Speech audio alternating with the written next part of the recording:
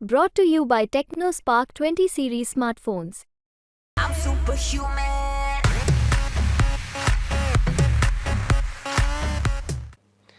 मी पश्चिम महाराष्ट्राच्या दौऱ्यावर चाललो आहे.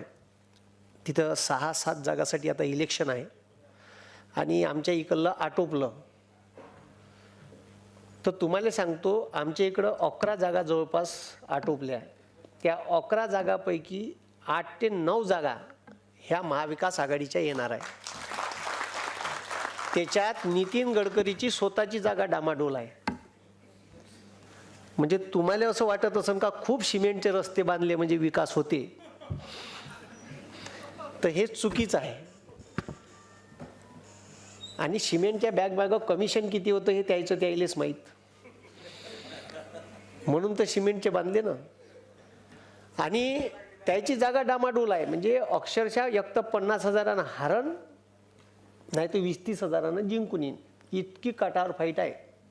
आणि माय भाषण तिचंच गाजलं. ते तुम्ही जे यूट्यूबवर पाहिलं ते नागपूरच्या तिरंगा चौकातलं भाषण होतं. तर आता ज्या दादांनी गोष्टी सांगितल्या त्यांच्या आता भाषणात, तर ते खूप काही सत्य परिस्थिती आहे. डॉक्टर बाबासाहेब आंबेडकरांनी म्हटलं का मी कितीकही चांगलं संविधान लिहिलं तर संविधानानुसार वागणारे लोक जर या देशात नसन आणि हे असे दाढीवाले बदमाश असन, दाढीवाले, तर या देशाचा सत्यानाश झाले. कोणत्याही देशाची. पंडित जवाहरलाल नेहरूनं पहिले जेव्हा लोकसभा अस्तित्वात आली तेव्हा एक स्टेटमेंट केलं होतं का कोणत्याही देशाची लोकशाही ही तेव्हाच जिवंत राहू शकते जेव्हा सत्तेत असणारे लोक विरोधी पक्षाच्या मताचा आदर करत. तर हे चोट्टा आदर करायलाच तयार नाही आहे. यानं विकून खाल्ली आहे. मायाच म्हणते सगळं. स्वतःच्याच भाषणात म्हणते मग फकीर हू झोला लेके चल देऊ. आम्हाला कर साल्या भिकारी, आमच्या गळ्यात दे. म्हणजे तो भिकारी आहे तर आपल्याला कटोरं घेऊन फिरवणार आहे तो.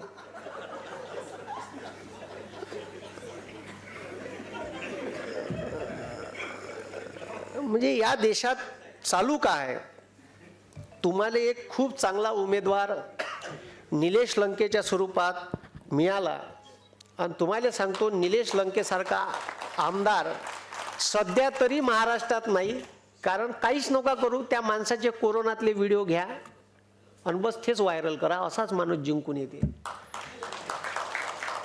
एकही आमदार नाही. कोरोनात सगळे घरात लपले होते. तो एकमेव आमदार होता का पेंडॉल टाकून ज्यानं सिलेंडर ऑक्सिजनचे उपलब्ध करून दिले.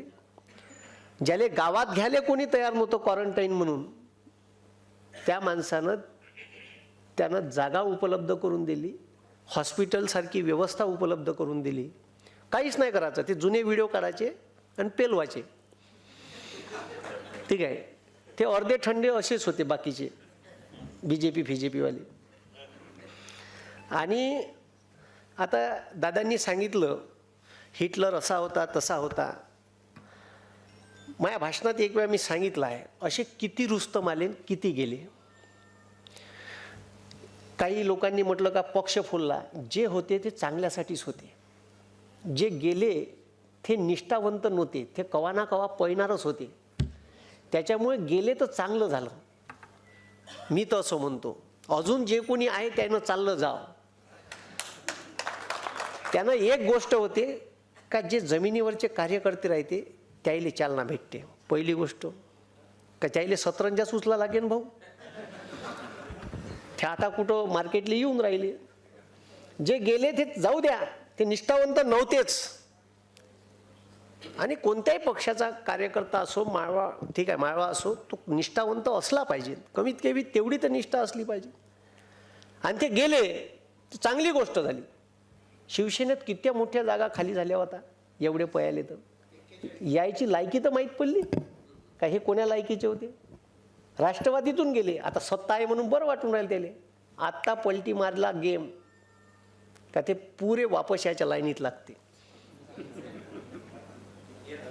आणि जे होते ते चांगल्यासाठी काऊन होते. मी का म्हणतो, हे जे मोदीनं तुमची 10 वर्ष शिकवली, मी म्हणतो अजून 10 वर्ष शिकवा. जेव्हा जेव्हा अन्याय अत्याचार प्रचंड अन्याय अन्याय अन्याय होईल, काय म्हणून राहिलो, जेव्हा प्रचंड अन्याय अन्याय अन्याय होईल, 5000 वर्ष या भारतातल्या एका समाजाले शूद्र म्हणून हिणवल्या गेलं, माणूस म्हणून जगण्याचा अधिकार त्या माणसाला देण्यात आला नाही. नुसतं 5000 वर्ष त्या समाजानं अन्याय अत्याचारच उपभोगले. त्या समाजात एक क्रांतीचा ज्ञानाचा सूर्य जन्माला, डॉक्टर बाबासाहेब आंबेडकर.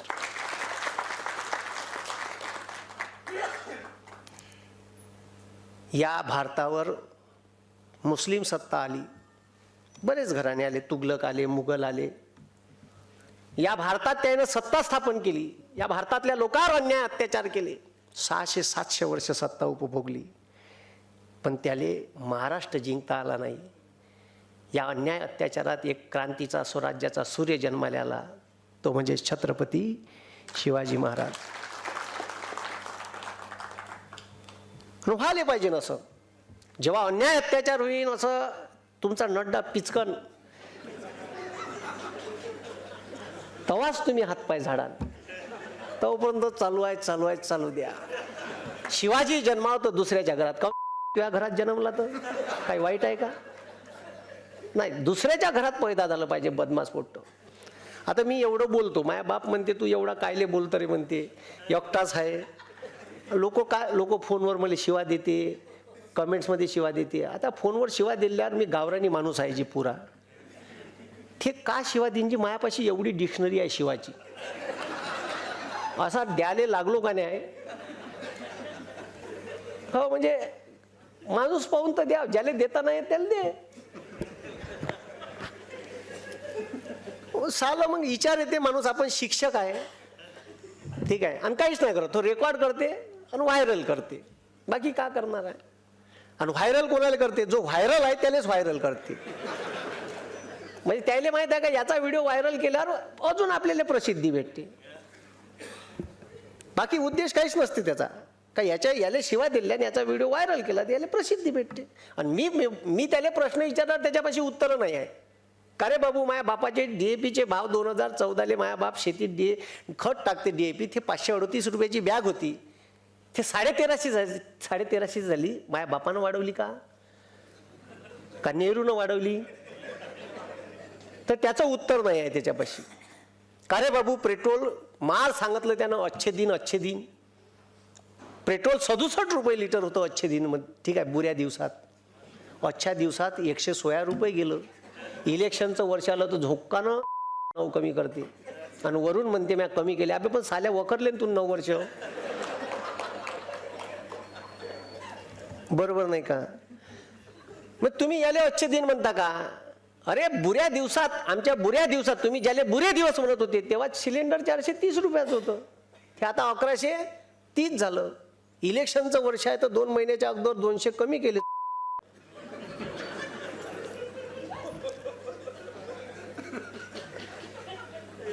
याले जर तुम्ही अच्छे दिन म्हणत असाल तर अजून शिकून घ्या,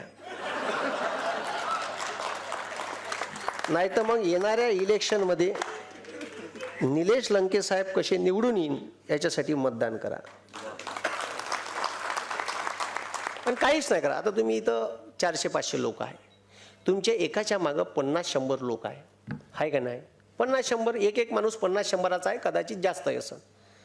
काहीच नाही करायचं. मतदानाच्या दिवशी इथं तुम्ही 500 लोक आहे, 500 गुणेला मी 100 पकडतो, ठीक आहे. किती लोक झाले? किती झाले? 50,000. किती झाले? हां, 50,000चं वोटिंग तर तुमच्यापाशी इथं बसलं आहे. तुम्ही का करायचं? पुन्हा एक व्हिडिओ घेतला, आता सगळ्या सरांनी सांगितलं का EVM वगैरे, EVMवर विश्वास आहेच नाही, पण आता त्याच्यातूनच मार्ग काढा लागल. दुसरा पर्याय काय आपल्यापाशी? आपण म्हणलं बॅलेटवर घेते का ते? नाही घेत, नाही घेत ना. तर EVM मशीनबाबत काही नियम आणि पत्ते आहे, ते पाहिले पाहिजे. त्याच्यासाठी मी एक व्हिडिओ घेतला आता 3 दिवसाच्या अगोदर. काय EVM मशीनची प्रोसिजर इलेक्शनच्या दिवशी, अगोदरल्या दिवशी तुमच्या गावात ते 3 वाजता येते. किती वाजता येते? 3 वाजता येते अधिकारी. तर त्याच्यात मी सांगितलं आहे का त्याची सिरियल नंबर कशी पाहायची, ती सिरियल नंबर उमेदवार तुम्हाला उपलब्ध करून देईल. ते उमेदवाराच्या प्रतिनिधीची जबाबदारी असते का तुमच्या गावात कोणत्या सिरियल नंबरचं EVM मशीन येणार आहे. EVM मशीनची बॅटरी चेकअप करायची, सुरुवातीला किती आहे, इलेक्शन झाल्यावर किती आहे. ती एक माणूस असते क्रॉस मारणारा, याचं झालं याचं नाही झालं, तर ते शेवटी काउंटिंग त्याचं आणि EVM मशीनची टोटल ते क्रॉस व्हेरीफाय करून 17C नंबरवर तुम्हाला सगळं लिहून देते. जो तुमचा प्रतिनिधी असते, तुमचा प्रतिनिधी हा सकाळी 5 वाजता 5:30 वाजता तिथं बूथवर पाहिजे. BJPचा असते, आपला राहत नाही. प्रॉब्लेम तो आहे, हे समजून घ्या तुम्ही. आपले अलाल आहे, कोण जाईन ह्या 7 वाजता जाते इलेक्शन सुरू झाल्यावर, तोपर्यंत मशीनचं सील विल सगळे होऊन जाते. इलेक्शन किती वाजता चालू होणार आहे, तर 7 वाजतापासून 6 वाजेपर्यंत इलेक्शन आहे. पहिले 5 होतं, 1 तास वाढवला पुन्हा. तर त्याचा व्हिडिओ टाकलाय, पूर्ण माहिती दिली आहे. तो व्हिडिओ पहा, यूट्यूब चॅनलवर आहे आपल्या, पूर्ण माहिती. आणि इथं बहुतेक प्रशिक्षण बी होईल शेवटल्या 2 दिवसा अगोदर. त्या प्रशिक्षणाला सगळ्यांनी राहायचा, ठीक आहे, चांगला एखादा तज्ज्ञ माणूस. आणि माझाही व्हिडिओ पाहिजा. आणि जो बूथ प्रतिनिधी राहणार आहे त्याला तो शेअर करा, त्या व्हिडिओ पाहून जा म्हणा तिथं किती वाजता हजर राहायचं आहे, ठीक आहे. बूथ प्रतिनिधीचा तुम्हाला आय कार्ड भेटते. ते आय कार्ड बनवण्यासाठी 10A नावाचा फॉर्म भेटते. तो 10A नावाचा फॉर्म प्रतिनिधीनं दिला पाहिजे उपलब्ध करून. प्रतिनिधी जे कोणी असते, उमेदवार प्रतिनिधी, त्याची सही पाहिजे त्याच्यावर. ह्या साऱ्या गोष्टी तुम्हाला ट्रेनिंगमध्ये शिकवणं गरजेचं आहे आणि हे माहीत असलं पाहिजे. आता हे सगळं BJP मायक्रो प्लॅनिंग करते. काही गोष्टी BJPकडून शिकण्यासारख्या आहेत आणि त्या आपण शिकल्या पाहिजे. त्याची एक खासियत आहे, पुन्हा मासोई मोठी झाली का तिला कापते, ते तिला ठेवत नाही ना. चांगल्या चांगल्या मोठ्याल्या चिकीवाल्या बाईक आपल्या हे आता दिलं म्हणून बरं आहे. मागच्या वेळी दिल्ली का शीट दिल्ली का नाही दिली. चांगले चांगले मोठे मोठे मासोळे कापते जी. हे बाकीच्याही पक्षानं समजून घेणं गरजेचं आहे. आणि त्यानं काय केलं, त्यानं सेकंड पॉलिटिकल लिडरशिप तयार केली. म्हणजे पहिले झाले 2 वेळा आमदार झाले, चल फेक आले को, तर त्या पोट्ट्याला काय वाटते का इथं काहीतरी भेटते. अबे भेटते ना, ह्या गेला का आपला नंबर आहे बा. इकडे बाकीच्या पक्षात सतरंजाच उचला लागते.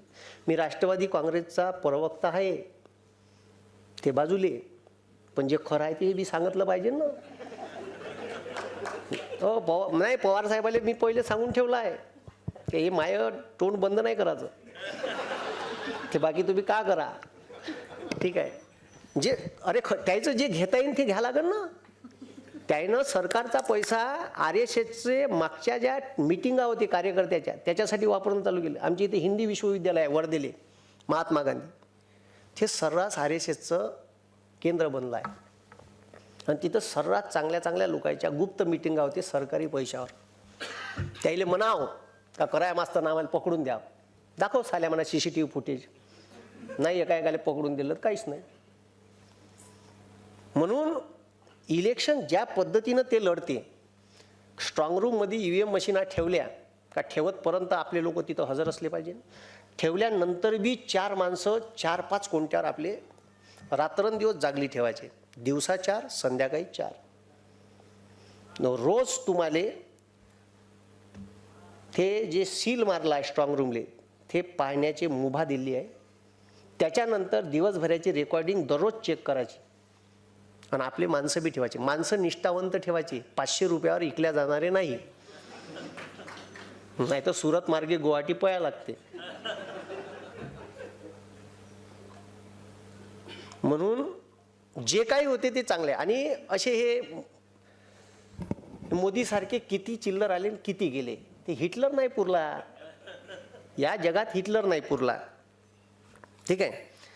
आपले पोट्टे मायाबाप कांदा उत्पादित करते, मायाबाप सोयाबीन उत्पादित करते, मायाबाप कापूस उत्पादित करते ना, आपलेच पोट्टे स्टेटस ठेवते अबकी बार 400 पार. अबे त्या बापाचं कांद्याचा कट्टा 400 पार नाही चालला आणि तू साल्या स्टेटस ठेवून राहिला अबकी बार 400 पार. हा, अरे ह्या 2000 मेट्रिक टन गुजरातचा पांढरा कांदा निर्यात करायला परवानगी दिली, फक्त गुजरातचा. महाराष्ट्राचा कांदा निर्यात होणार नाही. घ्या न शकून द्या त्याला मग. अजून उरावर बसणार आहे तो भारताचा पंतप्रधान नाही, तो गुजरातचा पंतप्रधान आहे. कुठचा आहे? हा, म्हणून महाराष्ट्रात 1.5 लाख कोटीचा वेदांता फॉक्सकॉन नावाचा सेमीकंडक्टरचा प्रोजेक्ट येणार होता. त्या कुठनेला मार आला अरबी समुद्रात. मी म्हणलं मरते का तिथं शिवाजी महाराजाचं स्मारक उभं करायचं आहे म्हणे 43 एकरात. उद्घाटन गिन केलं ना का? कुठं गेलं ते विचारा ना प्रश्न. कुठं गेलं स्मारक? केलं का उभं? निव्वळ तुम्हाला.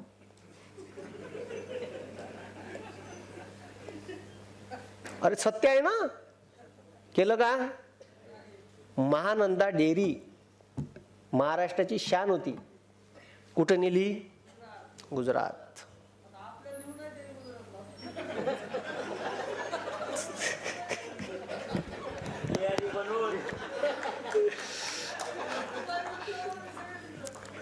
बरं ते तर सोडा.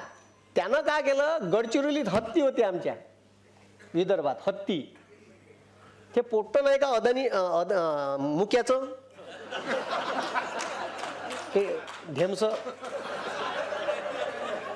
त्याचं आता लग्न होतं. त्या मुक्याच्या पोट्याले हत्ती आवडते. त्याच्या पोट्याले हा तर गुजरातचे हत्ती नेले साल्यानं इथून. तुमच्या संभाजीनगर औरंगाबादचे सिंह नेले 2. वाघ का सिंह? वाघ नेले सिद्धांत उद्यानामधले. तुम्हाला माहित आहे का नाही तर माहित नाही मला. हा हो, वाघाशी का आपलं लेणं देणं? म्हणजे सब मी का म्हणतो, जर तुझ्याकडून गुजरात डेव्हलप करणं नाही होत तर आम्हाला देणं भाड्यानं असं म्हण का? माईवाली लायकी नाही आहे. सब दाबादुबीचे धंदे आहे. इकडून दाब तिकडून दाब. ठीक आहे, याचं पावडर घे, त्याचं लिपस्टिक घे, त्याचे कानातले घे, दुसऱ्याचं मंगळसूत्र घे आणि सजव स्वतःले. अबे तुमची लायकी नसेल सांगा ना. आम्ही गांधीनगर उभे करायला पैसे दिले तुम्हाला. अरे आम्ही गांधीनगर उभे करायला पैसे दिले ना. आता बी लायकी नसेल सांग. सगळे लिपस्टिक पावडर मावडर आम्हीच लावून देतो. बरोबर नाही का? तुमच्याकडून नाही गुजरात डेव्हलप होऊन राहिला तर आम्हाला सांगा. आमचा महाराष्ट्र पुढारलेला आहे आणि तो राहील. तुम्ही आम्हाला ज्ञान पाजायची गरज नाही. आणि म्हणून महाराष्ट्राचं पाहून तुम्हाला वाटते का महाराष्ट्राची मुंबईचं ठीक आहे जे प्रतिनिधित्व आहे ते कसं कमी करता येईल, व्हॅल्यू कशी कमी करता येईल, यासाठी G20ची परिषद तिथं. G20ची परिषद कुठं व्हायला पाहिजे होती? मुंबईत व्हायला पाहिजे होती. कुठं भरवली? गुजरातमध्ये. म्हणजे आपल्यावर किती अन्याय चालू आहे तरी आपण त्याचे झेंडे घेऊन त्याचं स्टेटस हे मागं पोट्यानं ठेवलं होतं. मै सावर करू. अबे साल्या तू बेरोजगार आहे. तू सावरकर काय आणि कोणाचं स्टेटस ठेवून राहिला? ज्यानं 5 वेळा माफी मागितली. हा, माझ्या यूट्यूब चॅनलवर पुन्हा एक व्हिडिओ आहे निरंजन टकलेचा. विद्रोही साहित्य संमेलनाचा स्वागताध्यक्ष होतो मी वर्धेले. पुरा त्याचं अखिल भारतीय मराठी साहित्य संमेलनात धिंगाणा लावणारा मीच होय. पुरा पार 150 करोडचा धिंगाणा मॅच लावून टाकला त्याचा. आणि ते निरंजन टकलेचं भाषण पाहिजे. कोणं जर म्हणलं सावरकर कोण होता ते भाषण त्याला पेलून द्यायचं. हे पाय म्हणा पहिले साल्या. तर खतरनाक काम आहे. म्हणजे मला अक्षरशः चीड येते जी. साले एवढा अभ्यास केल्याच्या नंतर असं वाटते म्हणजे ह्या पहिला पंतप्रधान आहे त्या अग्निवीर भरतीमध्ये लग्नाच्या वयात पोट्याले रिटायर्ड करणार आहे. जगातला पहिला पंतप्रधान असं नाही का वयाच्या 19व्या वर्षी पोट्ट लागण ना 23व्या वर्षी का होईल रिटायर्ड होईल. का म्हणून बापानं नाव त्याले. आता त्यानं 23व्या वर्षी रिटायर झालं. पोट्ट लग्नाच होईल. बाप त्याले पोरीच्या घरी घेऊन जाईल. चाल रे बाबू. आणि पोरीचा बाप उभा ठेवून का त्याले का सांगन पोरीच्या बापाले he is my son, he is a retired ex serviceman. पोरीचा बाप उभा ठेवून का त्याच्या मारण ठेवन का? तुम्ही तरी रिटायर झालेल्या पोराले पोरगी द्यान का? आणि तो वेपनचं ट्रेनिंग घेऊन आलेला बेरोजगार युवक राहील, तो देशासाठी घातक आहे. म्हणजे या देशात का करायचं हे त्याला लक्षात घ्या. का वेपनचं ट्रेनिंग देऊन बेरोजगार करून तो वयाच्या 23व्या वर्षी. असा पंतप्रधान माझ्या देशाला पुन्हा नाही पाहिजे. आणि अनपढ गवार आहे साला, डिग्री डुप्लिकेट. बरं डिग्री कोण्या विषयात? Entire politics. बरं तो स्वतः भाषणात म्हणते मग कुछ भी पडाली का नाही, त्याचा तडीपार सोबती म्हणते का हे आमच्या पंतप्रधानाची डिग्री एम एची. बरं एम ए कोण्या विषयात? Entire politics. या नावाची डिग्रीच नाही भारतात, मग डिग्रीच नाही आहे. बरं याचं ठीक आहे, यानं जे डिग्री सादर केली त्याच्यावर जे फंड आहे ते 1993 अस्तित्वात आले आणि याची डिग्री 78ची आहे. म्हणजे साले कॉप्या करते का नाही? अबे लोकायला दिसू तर नका देऊ कॉप्या करून राहिले तर. कमीत कमी व्यवस्थित कॉप्या करायच्या आहेत. बरं त्याच्यात युनिव्हर्सिटीचं स्पेलिंग चुकीचं आहे त्या डिग्री सर्टिफिकेटवर. हो म्हणजे लयच खतरनाक आहे. म्हणजे हे साले कुठून, म्हणजे काय गोमूत्र पिऊन आले आहे का? मला कवा विचार येते. आता मागं एक महाराष्ट्र शासनानं GR काढला, दुधाचे भाव 34 रुपयावरून 25 रुपयावर आणले. तुम्हाला माहित आहे? 22. हा या ना, अच्छे दिन होईना. शेकून घ्यायची चांगली, पुन्हा बोंबलाचं नाही. हो माझ्याकडे काही काही लोक आले का मला भल्ला राग येते जी. म्हणजे अक्षरशः लोक, आणि हे तुम्हीच निवडून दिलं आहे, ठीक आहे, त्याला डोक्यावर तुम्हीच घेतलं. आता तुमचीच जबाबदारी आहे डोक्यावरून त्याला खालतं उतरवायची. तुम्हीच चढवलं होतं ना, उतरवा बी तुम्हीच. म्हणून प्रत्येकानं जबाबदारी आपली स्वीकारली पाहिजे. हा देश वाचला पाहिजे, या देशाचं संविधान वाचलं पाहिजे. तो म्हणते संविधान घेऊन बदलवायचं, हात लाववर म्हणत नाही, टाकेला आणू लोक. एवढं साधं सोपं काम आहे का? पण मात्र यानं सर्व व्यवस्था आपल्या हातात घेतली आहे. लष्कर भी तुम्हारा है, सरदार भी तुम्हारा है. लष्कर भी तुम्हारा है, सरदार भी तुम्हारा है. तुम झूठ को सच लिख दो, तुम झूठ को सच लिख दो, अखबार भी तुम्हारा है. सारंच विकत घेऊन टाकलं साल्यानं. तुम्हाला इंजेक्शन दिलं कोविडशिल्डचं, दिलं ना? हां, त्याच कंपनीकडून त्याची वॅक्सिनले परमिशन द्यासाठी, इंडियन काउन्सिल ऑफ मेडिकल रिसर्चची परवानगी देण्यासाठी 54 करोड रुपयाचे इलेक्ट्रॉल बॉन्ड घेतले. आणि आता सुप्रीम कोर्टात ते कंपनी म्हणते का आमच्या वॅक्सिनमुळे तुम्हाला वाईट परिणाम होऊ शकते आणि तुम्हाला केव्हाही हृदयविकाराचा झटका किंवा ब्रेन हॅमरेज. साल म्या घेतलं, तुम्ही घेतलं का बे?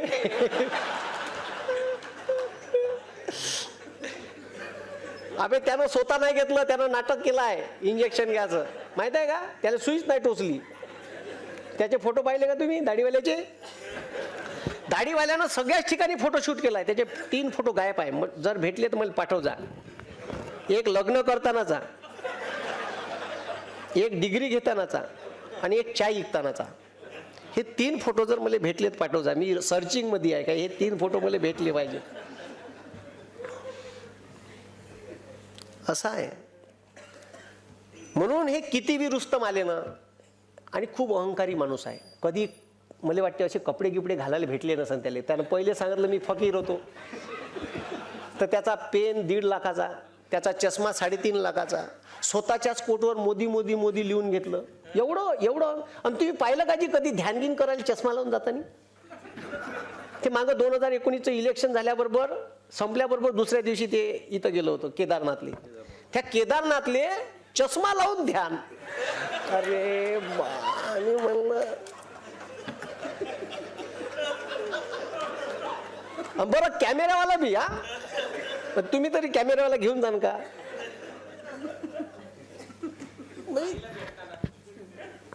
अरे आपल्याला हिंदू धर्म सांगितला, हे का हिंदू धर्माचं पालन करते जी? माय मेली तर टकलं नाही गेलं साल्यानं. अरे हिंदू धर्म म्हणते ना माय मेली तर टकलं करायला पाहिजे का नाही, केशव पण करायला पाहिजे का नाही? स्वतः केलं का? स्वतः केलं का? बरं कुठे गेलं तर एवढं ताण ते त्या बांगलादेशात गेलं. म्हणजे मी बांगलादेशाच्या स्वातंत्र्य चळवळीत होतो. तू वय का? स्वातंत्र्य चळवळ झाली केव्हा? तू किती वर्षाचा होता तेव्हा? म्हणजे अरे खोटं बोलायची लिमिट किती खोटं. बंगालचं इलेक्शन होतं तर रवींद्रनाथ टागोर सारखी दाढी वाढवली पठ्ठ्यानं. पुरा नौटंकी ॲटम आहे. म्हणजे मी सांगतो तुम्हाला या देशात, ठीक आहे, आणि ते मार म्हणते ना, ठीक आहे का, त्यानं म्हटलं होतं मनमोहन सिंग मुका पंतप्रधान. अबे आम्हाला मुका परवडला, तुझ्यासारखा फेकू नाही परवडला. 1.5 महिना झाला का टीव्हीवर येते, 1 महिना झाला टीव्हीवर मन की बात, अबे साले काम की बात कर कुछ. मन की बात ऐकू कंटाळून गेलं आणि एवढं इरिटेट करून टाकलं जी. कुठेही त्याचा फोटो, पेट्रोल पंपावर त्याचा फोटो आता काढला साल्यानं, ठीक आहे. काहून तर लोक का म्हणून काय, मी तर पेट्रोल पंपवाले विचारतो काहून बाप्पूचा फोटो कुठं आहे बा, नाराय माराय फोडतो एखादं. हा, कोविडचं वॅक्सिन दिलं त्याच्यावर फोटो, तुम्ही कोरोनात मेले त्या मृत्यू सर्टिफिकेटवर फोटो, एक इथं बी लाव. हे राहिलं आमचं शिल्लक. इरिटेट होऊन गेलाय. अरे त्या प्रत्येक रेल्वे स्टेशनवर त्यानं सेल्फी पॉइंट काढला. माहिती अधिकाराअंतर्गत 6.25 लाख रुपये एका सेल्फी पॉइंटचा खर्च आहे. कोणाच्या पैशातून? त्याच्या बापाचा पैसा आहे का? भारत सरकारच्या टॅक्सचा पैसा आहे, आपण दिलेला पैसा आहे, सर्वसामान्य लोकांचा टॅक्सचा पैसा, करोडो रुपये खर्च करते. मोदी देश होईन? हो, काही नियम नाही. सरकार तर केलंच त्यानं, भारत सरकार गायब केलं तर मोदी देश करेल. एवढा अंकात. पण तुम्हाला सांगतो असे किती आले किती गेले त्याची काही चिंता करायची नाही. आपल्या हातात सत्ता आहे, आता सत्ता परिवर्तन करायचं आहे आपल्याला. तुम्हाला एक छोटीशी हिटलरची गोष्ट सांगतो. मला जायचं आहे समोर, एक सभा राहुरीली आहे माई, तनपुरे साहेबांनी घेतली आहे. 6 तारखेला राहीन बहुतेक, डेट कन्फर्म व्हायची आहे. मी इकडंच आहे आता 8-10 दिवस मोदीले धुवासाठी.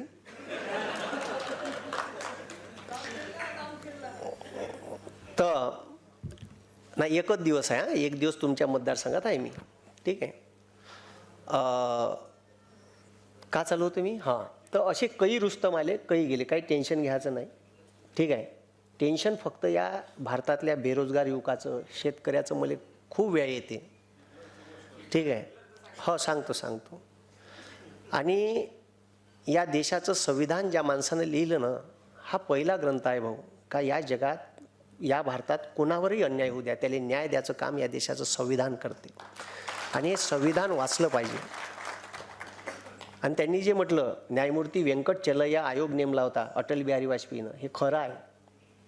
अटल बिहारी वाजपेयीनं भारतीय संविधानाचं पुनर्विलोकन म्हणजे संविधानात बदलत्या परिस्थितीनुसार काही ट्रिमेंडस बदल करता येते का, यासाठी एक कमिशन नेमलं होतं. पण ते विरोध झाला. अटल बिहारी वाजपेयीचं सरकार 22 पक्षाचं मिळून होतं, म्हणून अटल बिहारीनं फडफड नाही केली जास्त.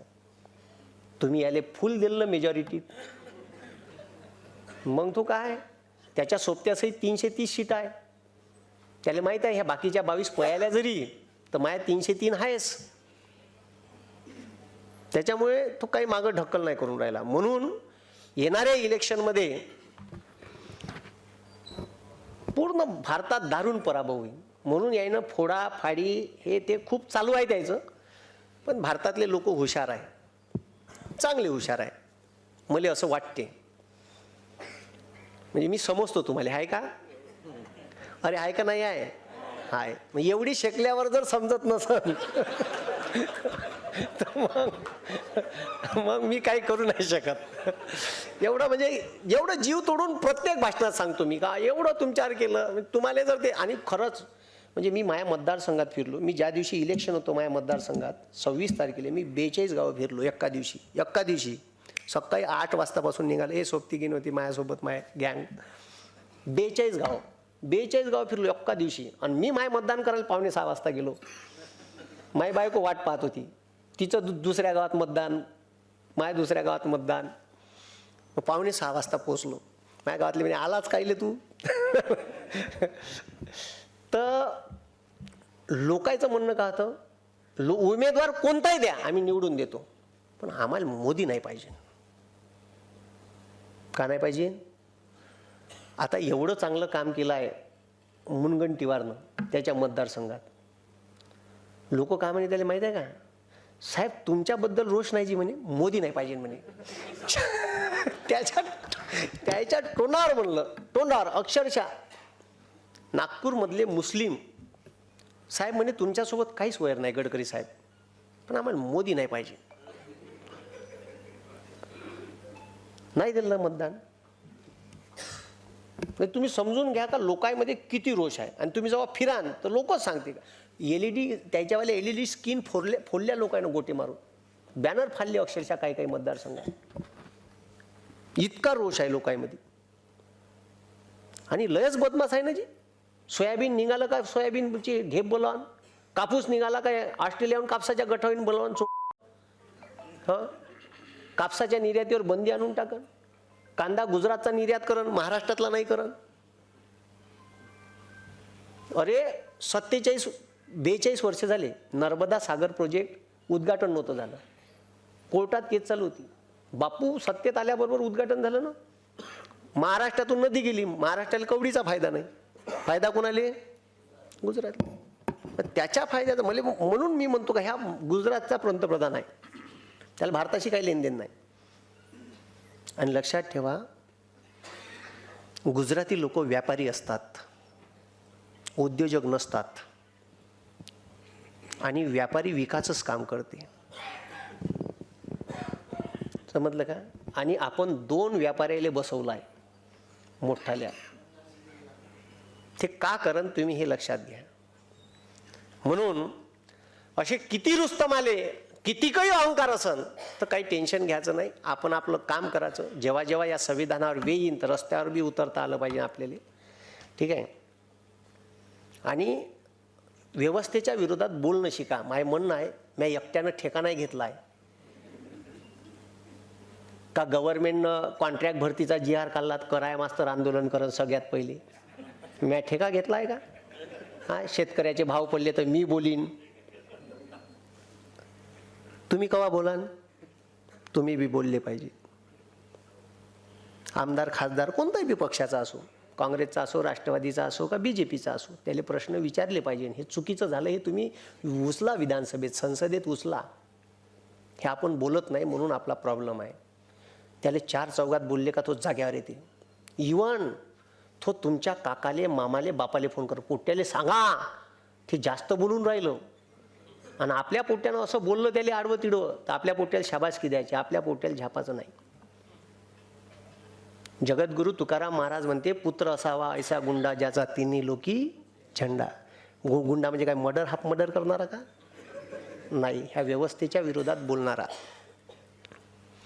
म्हणून याले जर वाटत असेल का माय या भारतावर राज्य मी मरतपर्यंत या देशाचा पंतप्रधान राहायला पाहिजे, हिटलरचं स्वप्न होतं मी जगावर राज्य करीन. गॅसच्या चंबरमध्ये टाकू मारली जी लोक, अशी चंबरमध्ये टाकलं, झाकण लावलं, क्लोरीन गॅस टाकली का 5 मिनिटात लोक मरून जाई. 400-500 बुलडोजरनं असे काढे, गड्डा खोदेन, बुलडोजरनं धकावेन, त्याच्यावर माती टाके. असा हिटलर बदमाश होता, भयानक होता हिटलर. असे त्या बर्लिनच्या चौकात जीव लोक उभे केले 5-6 हजार आणि बाजूनं आर्मी उभी केली, गोळीबार केला. तर अर्धे गोळीबाराने मेले आणि अर्धे चंगराचंगरीने मेले. आजही बर्लिनच्या संग्रहालयात इथून तर ह्या स्लॅबपर्यंत चपलीचा ढीग आहे. तुम्ही जर बर्लिनला गेले तर त्या संग्रहालयात चपलीचा ढीग आहे, तिथं जे लोक मेले त्याच्या. इतका बदमाश होता हिटलर. पण जेव्हा दुसरं महायुद्ध संपत आलं ना, जेव्हा दुसरं महायुद्ध खतम होत आलं, 39ला सुरू झालं, 45ला खतम होत आलं, तेव्हा याचा सोबती होता मुसोलिनी, इटलीचा. त्या मुसोलिनीले बंदा युरोप बेचिराग झाला होता, पूर्ण युरोप, रशियासुद्धा. रशियाचे 1.5 करोड पोट्टे, 1.5 करोड पोट्टे, 1.5 करोड म्हणून राहिलो, 1.5 करोड जवान पोट्टे मेले युरोपातले, पूर्ण पोट्टे. ज्याला वेपनचं ट्रेनिंग नाही त्याला त्याच्या हातात बंदूक दिली, त्याला बंदुकीची गोळीच नाही धरता येत आली, गोळी धडकन लागलं, मेलं. 1.5 करोड पोट्टे मेले. तर जेव्हा युद्ध संपलं ना तर रशियात 1800 पोरी मागं 1000 पोरं होते. आता बी परिस्थिती जाग्यावर नाही आली. आता बी रशियात 1200 पोरी मागं 1000 पोरं आहे, 200 पोरी जास्त आहे. आणि भारतात 933 पोरी मागं 1000 पोट्टे आहे. म्हणजे आपल्या इथं 67 पोट्टे शिल्लक पडते. का विचार येते का यायले जहाजात भरावं आणि तिकडं रशियात पाठवावं. बिना लग्नाचे राहते 67. म्हणजे 1000 पोरं आहे मागं 67 933च पोरी आहे ना 2011च्या जनगणनेनुसार. ऑथेंटिक आहे, भारत सरकारची आकडेवारी आहे, काही माझ्या घरची नाही सांगून राहिलो मी. पहा बरं तुम्ही. मग आता अशी अवस्था बंद. युरोप बेचिराग झाला, पार उद्योग धंदे बेरोजगार पोट्टे होऊन गेले. आणि मग अशा परिस्थितीत लोक चिडून गेले, महागाई वाढून गेली. 2-2.5 लाख लोक जमा झाले रोमच्या चौकात, इटलीले मुसोलिनीच्या घरासमोर, राजगृहासमोर. मोठं गेट होतं. लोक राय झाले. बंद लोक घरात घुसले ना, हा मोठा जात दरवाजा तोडला, त्याच्या घरात घुसले. तो मुसोलिनी पै समोरनं 2.5 लाख लोक त्याच्या मागं लागले. पकडला, असा बेधम मारला जी, मरतपर्यंत मारला. ज्या कोणत्यावर पडन त्या कोणत्यावर मारला. कपडे काढून करून मारला. मेल्यावर बी मारला. त्याच्या बायकोले बी मारलं म्हणलं ना करून. लोक ते एका लिमिटपर्यंत सहन करते भाऊ लोक. बरं लोकांना मेल्यावरही मारलं दोघाले. लोक तिथेही शांत नाही बसले. लोकांना दोघांचे तंगडे बांधले दोरानं आणि 60 फूट वरतं घराला टांगलं. सगळे लाईव्ह चालू होतं. आणि हे हिटलर जर्मनीहून पाहत होता त्याच्या सोबत्याला कसं मारलं. तारीख होती 28 एप्रिल 1945. गुगलवर सर्च करून घे जा, खोटं सांगत असेल तर. 28 एप्रिलले मुसोलिनीले असं मारलं लोकांना. हिटलरले वाटलं याच्यापेक्षा बेकार मारण आपल्याला, म्हणून 29 एप्रिल तारीख गेली आणि 30 एप्रिल कालची तारीख, 30 एप्रिलले हिटलरनं आत्महत्या केली. मी म्हणतो माझ्या देशातले लोक चांगले आहे, माझ्या देशात असं काही व्हाव नाही.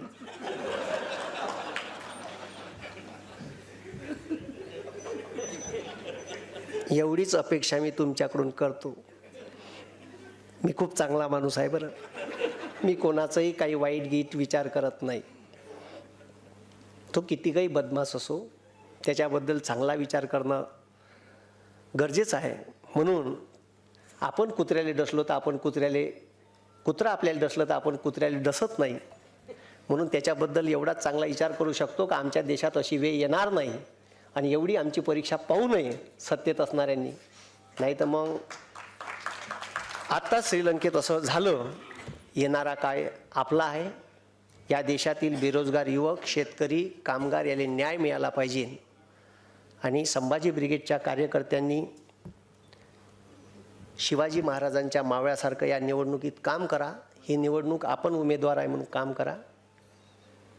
कारण देशाची लोकशाही धोक्यात आहे आणि चुकीच्या माणसाच्या हातात आहे. म्हणजे माकडाच्या हाती कोलीत असते का नाही, तसं काम झालं आहे. अनफड गवाराच्या हातात सत्ता दिल्यावर मनमोहन सिंगाले मुका म्हणलं तो परवडला. कॅम्ब्रिज युनिव्हर्सिटीचे गोल्ड मेडलिस्ट आहे मनमोहन सिंग. आणि आपलं पोट्टं कॅम्ब्रिजमध्ये जेव्हा लॉची इकॉनॉमिकची डिग्री घ्यायला जाते तर आपल्या पोट्याले कॅम्ब्रिज युनिव्हर्सिटी स्कॉलरशिप देते. त्या स्कॉलरशिपचं नाव आहे डॉक्टर मनमोहन सिंग स्कॉलरशिप योजना. किती स्कॉलर विद्यार्थी असेल तुम्ही विचार करा. नरेंद्र मोदी नाही आहे आणि याचं नाव देणार बी नाही. ठीक आहे, लायकी लागेल ना तेवढी.